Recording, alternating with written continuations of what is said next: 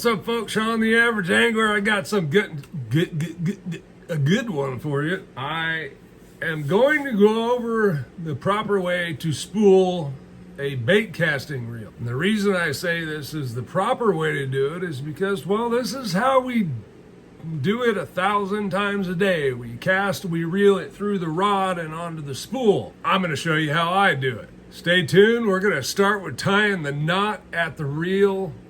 And I don't know what the technical name of this knot is. Maybe someone can help me out. Maybe it's a knot that my local tackle shop made up. I don't know, but it made a lot of sense. It's worked great for years. It's quick, it's easy, and leaves a small knot, and it works. Let's go. Okay, quite simple here. I've already got the line through the eyes of the rod. Put it through the reel eye, then get it around the spool. I always use the hole. There's a hole in most spools.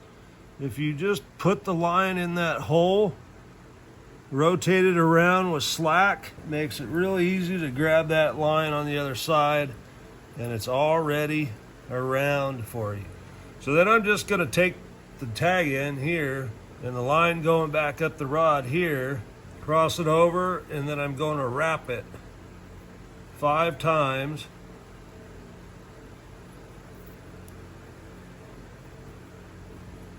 Then take that tag in and put it back up through the top loop.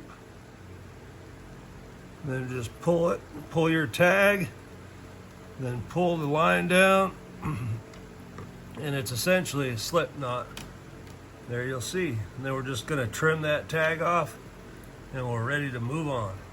Okay, on the business end, we've got our 20-pound FC Sniper right here on the spooling station. You can add tension to it. I typically try to add enough tension so that the rod tip will start to load just a little bit so that it acts like I'm fishing the lure back to the boat that I'm fishing. Okay, one thing you want to make sure of is the line's coming off the spool off the top. That way it's going to go on the spool on the reel the same way it's coming off. I'm just going to stand back here. I got my rod tip a few feet above the spooling line spooler, and I'm just going to start reeling it, and it might help if I do the drag a little bit. And for the tension, this rod's bent over a couple inches. Every once in a while it hangs up a little bit, but essentially I have tension on there just like I do when I'm fishing the bait. The line's coming through the same guides as when I'm fishing it. Now, the cool thing about the clamp I have, and I'll put some in the description, I have several.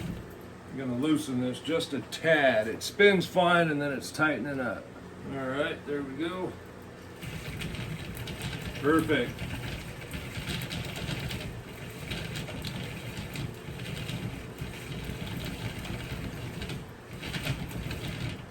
Now this clamp one, this one's just a clamp, clamps to like a bench, but you can also clamp it to your lids on your boat locker, that kind of stuff. Anything, you know, up to a couple inches thick, it'll clamp to. So it's convenient, right? You take it with you. They cost less than $10 on AliExpress, or there's some other ones I'll show you. All right, and there we have it. One full spool. And we are ready to go fish. All right, there's our spooling station. You'll see it just clamps. So it's convenient to carry with you. This just clamped to my little workbench there and really helps in spooling up the rods. All right, so there we have it. Fully spooled reel, ready to go fishing. Done just the way we cast, reel it in, right? Same way. I love these little spooling stations. I've had all kinds of them. The Berkeley one where you mount the reel to it. Man, what a pain in the ass that thing is. If I don't have to take my reels on and off, this makes more sense. It's the way I'm going to do it in the boat if I'm off at a tournament, or if I'm just out fishing on the water and need to re-spool.